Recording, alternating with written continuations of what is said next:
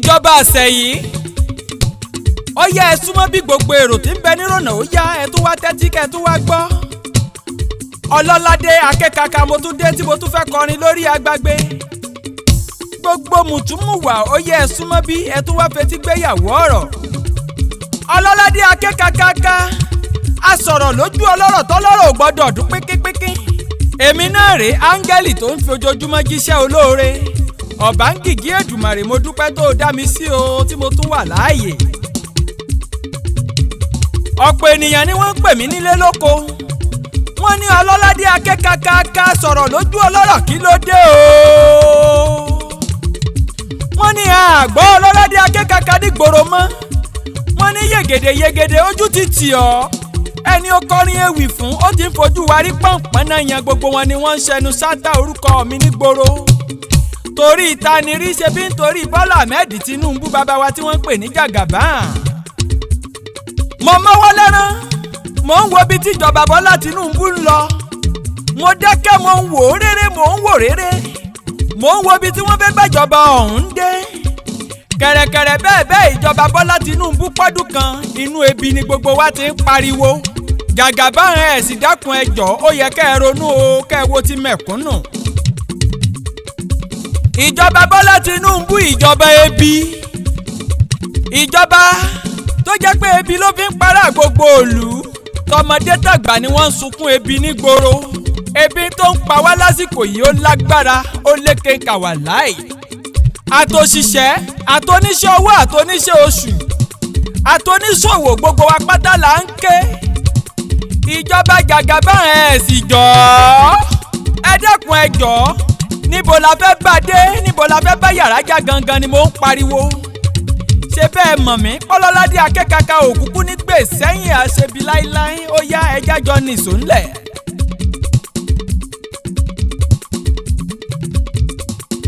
ẹ wo iye owó tá à ń fetí gbọ́ tó ń bọ́ sọ́wọ́ àwọn tí ń bẹ nílé ìgbìmọ̀ asòfin sáráyé ń gbọ́. wọ́n wá ní kẹsàn minimum wages ìyẹn bíi 250,000 naira péré. agídí pálí níjọba fi sọ pé òun ó san 70,000 fún àwọn òṣìṣẹ́ nígboro. èmi ló dé 70,000 tí ò ra báàgì ráìsì kan kí ló dé ìjọba Nàìjíríà. àtìgbà táláyé ti dẹ́yẹ̀ ń ò gbọ́ pé wọ́n ra ata ní 1,000 naira àbí 500 naira rí. agbára káká ní 5,000 naira fi lè ṣe bẹ̀ fún ẹbí tó jẹ́ ẹbí mẹ́rin. kí ni ká ti sọ àwọn tó lọ́mọ mẹ́fà lọ́mọ márùn-ún kí ló dé oníkálukú ló wá ń rámù nínú ìyà. ọlọ́ládé akẹ́kàkà owó epo tó gbówó lérí nígboro ò jẹ́ káráyé orí mú mi. mo tiẹ̀ gbọ́ pé Dangote ti parí refineries káráyé ó gbọ́. bàbá parí refineries wọ́n kọ̀ wọ́n tún ta crude oil fún Dangote sáráyé ń gbọ́. wọ́n wá ní bàbá lọ rèé gbé crude oil ní Cameroon kí la ṣe.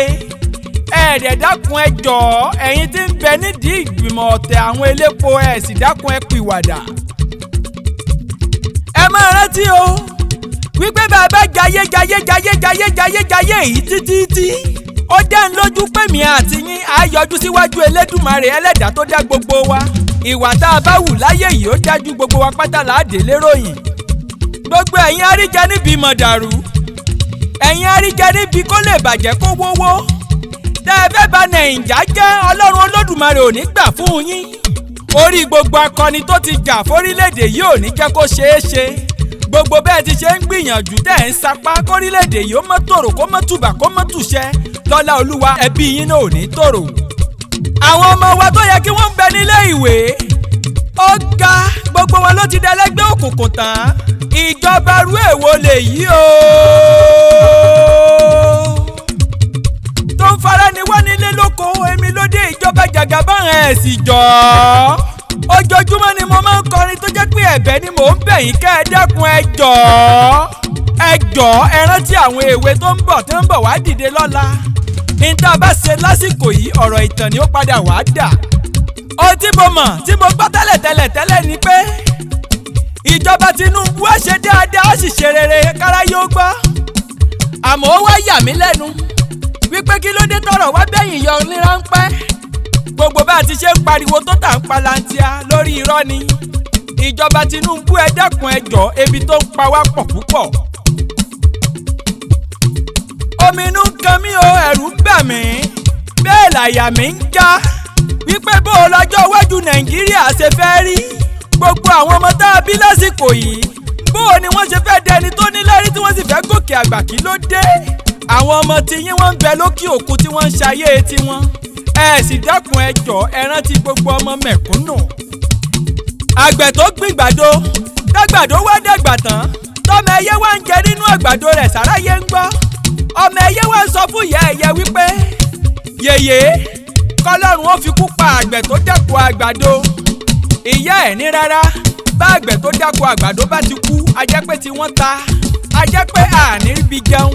ọmọ ẹyẹ ń dẹ̀yẹ ẹyẹ lóhùn wípé bálágbàdo bá kú àwọn àsìgbòkò bòmíì lọ ní káàbàtà. ìwà ajínigbé fojoojúmọ́ gògò ṣe bẹ́ẹ̀ gbọ́ àbẹ́ẹ̀ gbọ́. tàwọn tí wọ́n ń jí gbé lójoojúmọ́ tí wọ́n sì ń fẹ̀mí wọn ṣòfò, kí ló dé? èmi ló dé sáwọn yẹn sọ lọ́hùn ọba ni. ìjọba Tinubu ẹ̀ sì dákun ẹ jọ̀ọ́ ó yẹ ká ẹ ti gbé gbèsè.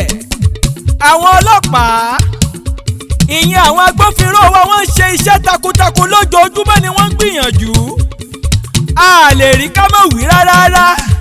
wọ́n ń ṣe iṣẹ́ adìyẹ wọn ń làágùn òyìnbí ara rẹ̀ ní òjì àmọ̀ gidigidi. ojoojúmọ́ ni wọ́n ń fara gbọ́ta lọ́dọ̀ àwọn kidnappers, kí ló dé? ṣé bó yẹ kówó tiwọn náà gbé pẹ́ẹ́lí? ẹ mọ̀ gbọ́ mi gbọ́ làbárè. mo rí itú táwọn sójà wa ń pa pẹ̀lú àwọn Boko Haram lójoojúmọ́. àwọn NDLA ojoojúmọ́ ni wọ́n ń gbógun tàwọn elégbòogi olóró. kí ni ká ti pe tàwọn ènìyàn wọ̀nyí tí wọ́n ṣiṣẹ́ takuntakun èló gan lẹ fún wọn? ebi tó ń pa wọ́n lásìkò yìí kéré mi kọ́. ọ̀nà dà táwọn náà ò ní sánná ẹ̀bùrú, ó yẹ ká ẹ já ronú sọ̀rọ̀ ọ̀hún wò. ọlọ́ládé AKEKAKA mo tún dé dejideji, mo tún dé bí ọ̀wàrà òjò gidigidi. oòrùn tí ń tàn mọ́lẹ̀ sínú ayé sálẹ̀ mi jẹ́. ó yá ẹ mọ́ bá mi bọ̀ nírònà. ẹ̀rù protest ìfẹ̀hónúhàn tí gbogbo ìlú fẹ́ gùn lé, ìyẹn ní ọjọ́ kìíní oṣù kẹjọ títí di ọjọ́ kẹwàá. ìyẹn ló ń jẹ́ mi láyà tó ń bà mí lẹ́rù tí ò jẹ́ róorun sùn nínú ilé. ìyẹn ló tún mú mi jáde síta gbangba tí mo tún fi ń palantia tí mo tún fi ń pariwo. ẹ má ṣe gbàgbé tí EndSARS tó ṣẹlẹ̀ ní 2020 lọ́jọ́sí, ṣe bẹ́ẹ̀ rí àbáyọrí ẹ̀ náà. ọmọ Nàìjà ẹ jẹ́ fọgbọ́n ṣe o, ẹ jẹ́ fọgbọ́n ṣe yìí lọ́wọ́lọ́wọ́. bẹ́ẹ̀ bá fẹ́ fẹ̀hónú hàn ẹ jẹ́ ká ṣe ní wọ́ọ́rọ́wọ́ ká má fìjà kún, torí pé ó léwu gidigidi. ọ̀pọ̀ àwọn èèyàn kan ń bẹ ní àjẹ́ńdà tí wọ́n lájẹ́ńdà tí wọ́n lára ń pẹ́ tó jẹ́ pé inú protest gangan ni wọ́n ti fẹ́ gbéṣẹ́ wọn jáde wà láì. ọlọ́ládé AKEKAKA àìmọye information tó tẹ̀ mí lọ́wọ́lọ́wọ́ tí mo fẹ́ kó yé eyín wípé ẹ fọgbọ́n ṣe o, ẹ ronú gidi ká ẹ fọgbọ́n ṣe gidigidi. orílẹ̀-èdè yìí ti bàbá wa ní ṣe, a kì í gbẹ̀kàtà lọ́wọ́ akitì láíláí. bàbá ọmọ ló lọ́mọ, ẹjá jọ nìṣó ńlẹ̀. ọlọ́ládé AKEKAKA a sọ̀rọ̀ lójú ọlọ́rọ̀ kára yóò gbọ́. bó ti rí gangan náà ni mo wí ohun tí mo tún fẹ́ dá a lé. ọlọ́ládé ń bọ̀ lọ́nà bó pẹ́ bóyá ẹ mọ̀ bá mi bọ̀ nírònà. ǹjẹ́ bá gbé bá ṣe tán yóò rẹ lé ìdárò. àlùkò ṣe tó ń padà sílé èkó sùn, bí lèkélèké bá ṣe tán yóò padà sílé ìkẹfun. ọlọ́ládé AKEKAKA mo ti jíṣẹ́ tẹ́ ẹ rán mi àbọ̀ ló dà. bẹ́ẹ̀ bá wọ́n fẹ́ pè mí sórí ẹ̀rọ ìbánisọ̀rọ̀ tèmi, ẹ lè pè mí sórí 081 36 89 25 74. ìyẹn ni nọ́mbà tẹ́ ẹ lè fi gbá mi láago. ọlọ́ládé AKEKAKA ń kí yín pé ká tún jọ máa fire pàdé lọ́lẹ̀ Elédùà. Nàìjà sì máa dùn, ó sì máa lárinrin, irọ́ lè ṣùn pa àní àgòkè àgbà.